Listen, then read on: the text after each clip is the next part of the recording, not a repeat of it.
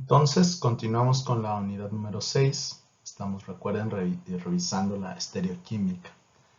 Ahora nos vamos a centrar un poco más en los estereoisómeros que son enantiómeros, y vamos a identificar también estereocentros y cómo se nombran, se denominan, se reconocen a estos enantiómeros. Entonces, quedamos entonces que la estereoquímica estudia los compuestos que tienen cierto tipo de isomería con una disposición especial de los átomos. Y los estereoisómeros tienen una particularidad. Los estereoisómeros que son enantiómeros, perdón, necesitan tener un carbono quiral. Revisábamos hacia el final de la presentación anterior este compuesto, el 2-bromobutano, el cual tiene un carbono quiral, el carbono número 2. Vemos que, recordando, ese carbono 2 es quiral porque tiene 4 sustituyentes diferentes. En este caso tiene un grupo metil, un bromo, un etil y un hidrógeno. Ese carbono es quiral. Por lo tanto, esta molécula tiene que ser representada de dos maneras, o sea, tiene dos moléculas que la representan, que son estereoisómeros. Estas moléculas tienen que ser de imagen especular, ¿verdad? Son quirales.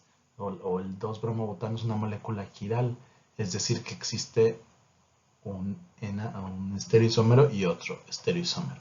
En este caso, recuerden, los estereoisómeros que son imágenes especulares, que tienen quiralidad, pues se conocen como enantiómeros. Representando estas dos moléculas por perspectiva, ustedes pueden ver aquí esta línea azul que está entre las dos moléculas, es como si fuera un espejo.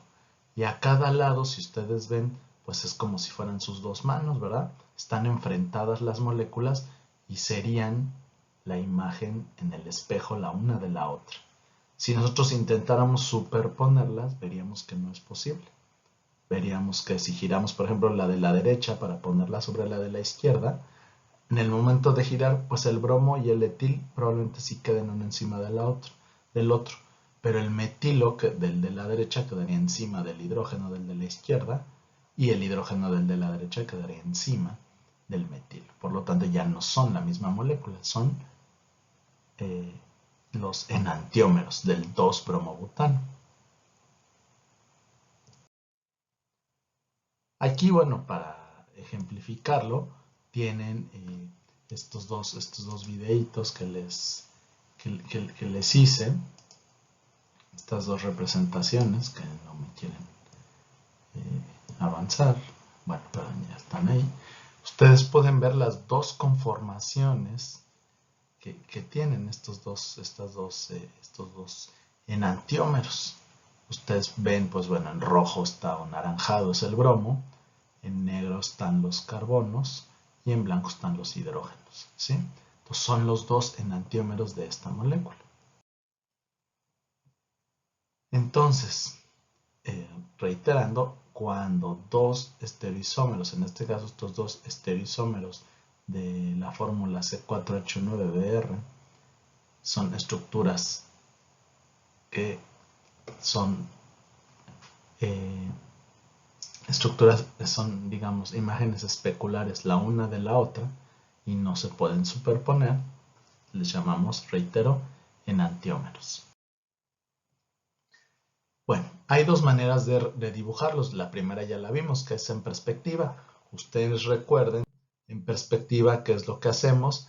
La línea, por ejemplo, el enlace entre el carbono quiral y el bromo, y entre el hidrógeno y el bromo, esos dos enlaces son líneas normales porque decimos que eso está en el plano, digamos, de la pantalla, ¿sí? Recuerden que estas moléculas son tridimensionales.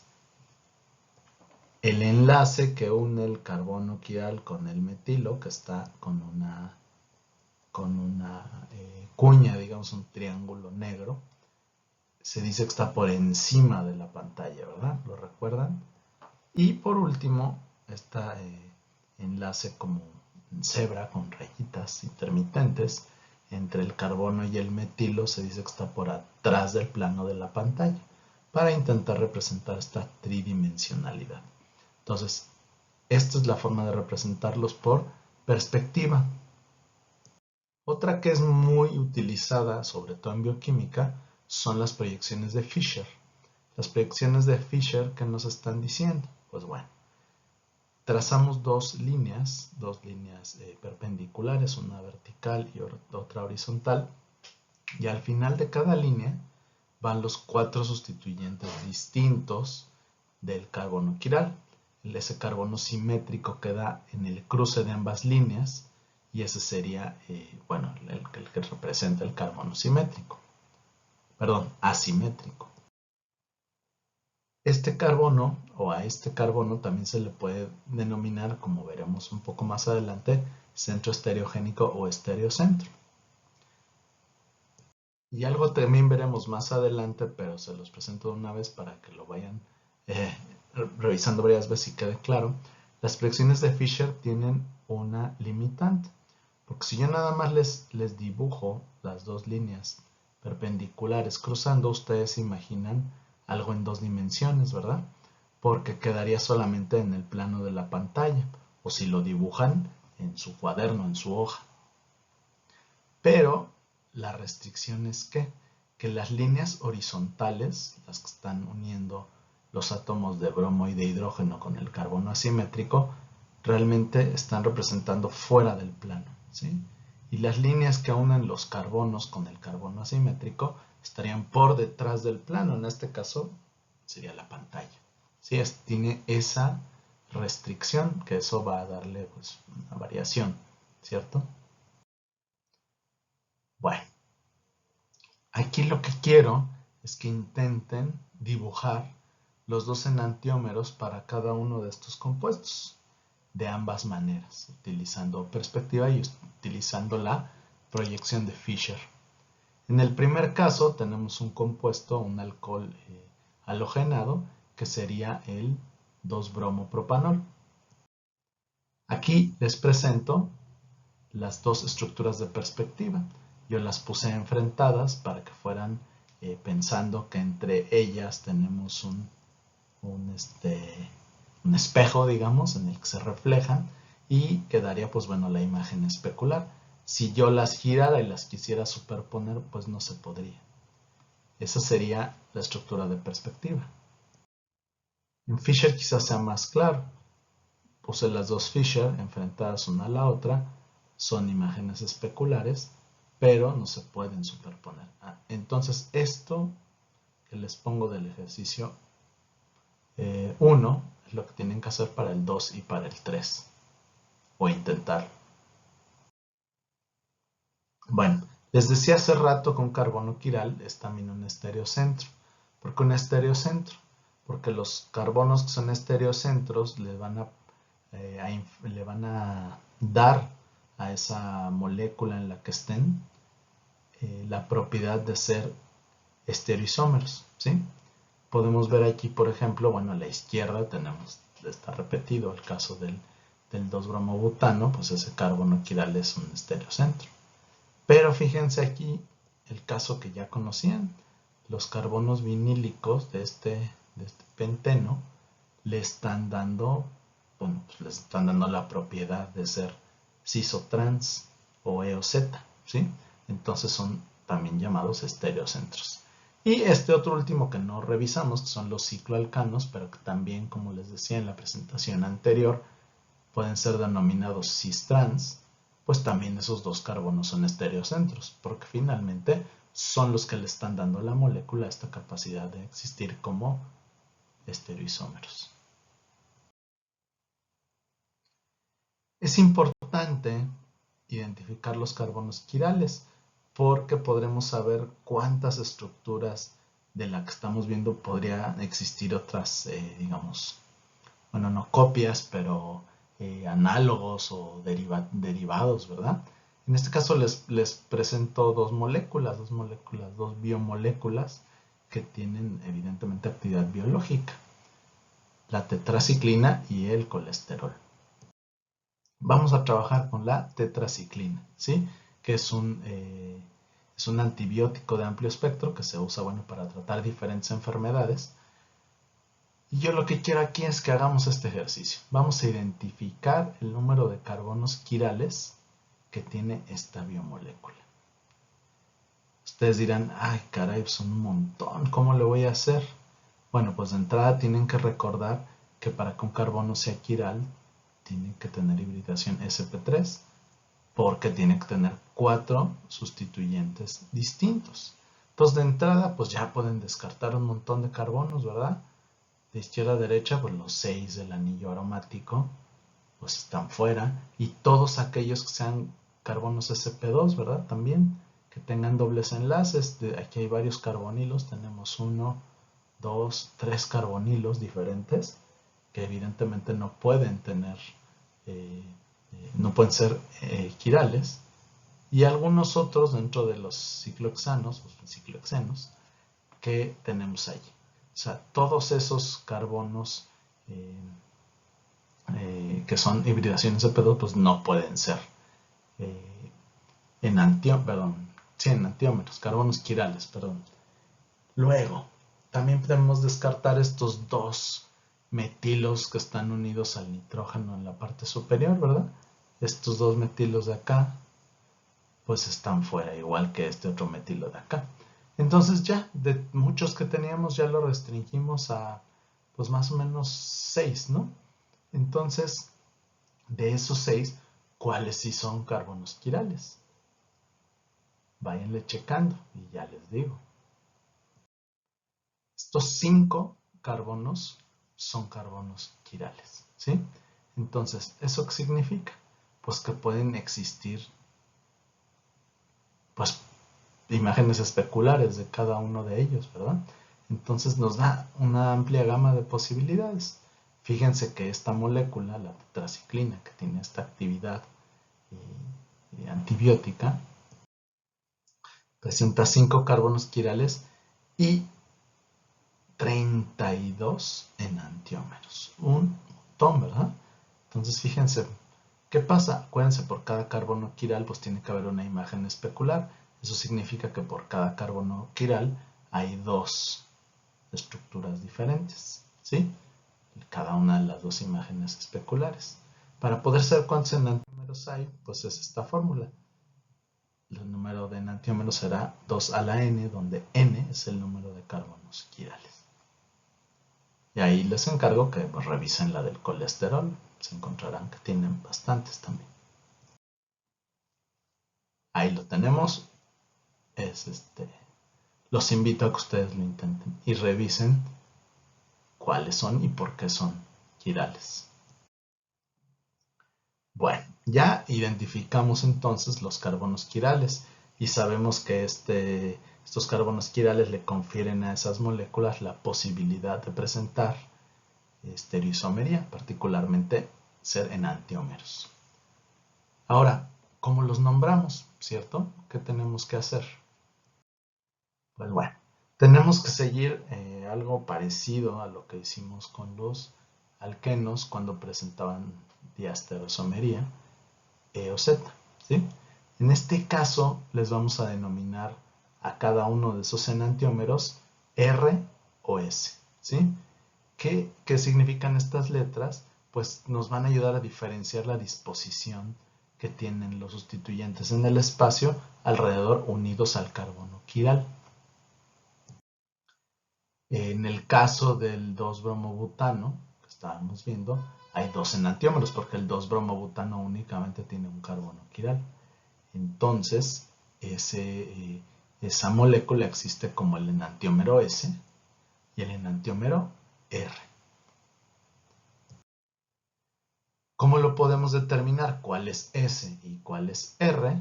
Pues usando el mismo sistema, como les mencionaba, que utilizamos para determinar qué diastereómero era E y qué diastereómero era Z cuando estábamos revisando los alquenos. Y este sistema lleva los apellidos de nombre, los el nombre del sistema lleva los apellidos de los científicos que lo propusieron, que es Kahn, Ingold y Prelog. Entonces, teníamos antes, ¿se acuerdan? Yo les mencionaba de esta moleculita, ¿verdad? Que tiene un carbono, pues la esfera negra, con 4 sustituyentes diferentes representados por 4 diferentes colores, ¿verdad?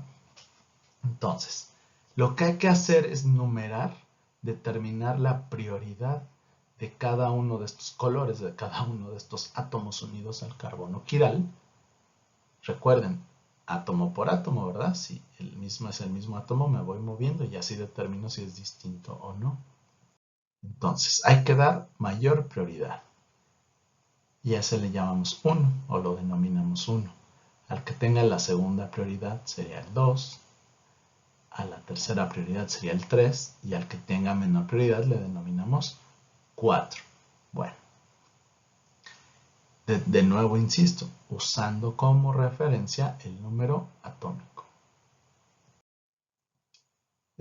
La segunda parte es determinar ya si es R o S. ¿Cómo hacemos esto? Pues muy fácil. Ya tenemos la molécula, ya determinamos cuál tiene mayor prioridad, cuál le sigue, el segunda prioridad, tercera prioridad y la última. Lo que hay que hacer es girar la molécula de manera que el que denominamos 4 o el de menor prioridad quede hacia atrás del plano, ¿verdad? Detrás de los otros sustituyentes. ¿Por qué? Porque no lo vamos a tomar en consideración. Vamos a tomar en consideración a los 3 principales. Entonces, si ustedes se ponen de frente, como está aquí intentado de explicar la molécula, poniendo el más importante arriba, pues ya nada más ven los otros dos de qué lado están. En este caso, fíjense que si ustedes lo ven de frente, el más importante está arriba, el segundo más importante estaría abajo a la derecha de ese más importante, ¿sí? Y luego el tercero estaría hacia la izquierda. Nosotros trazamos una línea curva que vaya de 1 a 2 a 3 y de regreso y vemos si este giro corresponde con las manecillas del reloj, de un reloj antiguo, de estos de patitas, ¿no? De cuerda, de manecillas, perdón, no de patitas, de manecillas. Si el giro sigue las manecillas del reloj, se dice que es el enantiómero R, es decir, rectus, del latín rectus, que significa derecho, que está, entre comillas, girando hacia la derecha, ¿sí? Sigue las manecillas del reloj, por lo tanto es el enantiómero R. Si no sigue las manecillas del reloj, si va en contra de las manecillas del reloj, del sentido de las manecillas del reloj, se le denomina S, o sinister, también en latín, que significa izquierdo o izquierda. Entonces volvemos a estas dos estructuras del 2-bromobutano, estas dos estructuras especulares. Están enfrentadas una a la otra, no se pueden superponer a estos dos enantiómeros. Aquí les hice unos intentos de representación tridimensional de estas dos moléculas. En gris están los átomos de carbono, en anaranjado el del bromo, y los blancos representan los hidrógenos. Si seguimos las reglas de Kahn, Ingold y Prelog, pues tendríamos que denominar al más importante como el bromo, ese sería el número 1. El número 2 estoy trabajando con la molécula de la izquierda. El número 2 pues lo tendremos que determinar entre el etil y el metil, ¿verdad? Entonces, como el etil es más importante que el metil, vamos átomo por átomo, carbono, carbono, igual. Etil tiene otro carbono, ese nada más tiene hidrógenos, el metil, por lo tanto el etil sería el 2 y el metil sería el 3.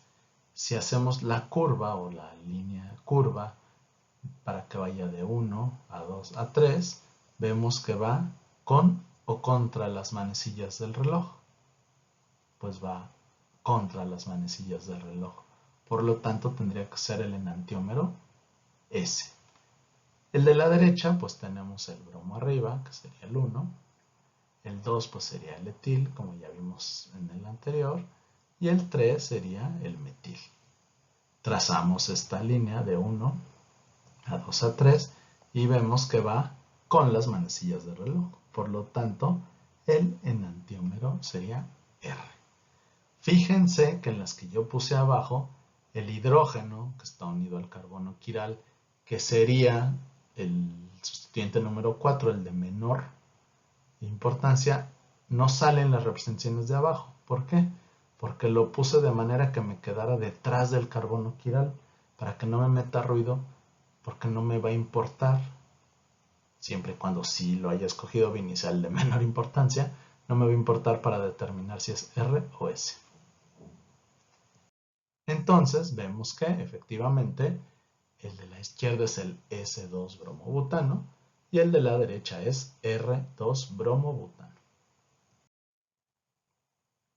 Este mismo ejercicio que yo hice anteriormente, quiero que lo repitan con estas 4 estructuras, que determinen en esas 4 estructuras si hay carbono quiral, cuántos carbonos quirales hay. Bueno, les adelanto, todos tienen carbono quiral. Y nos propongan qué enantiómero es, el R o el S.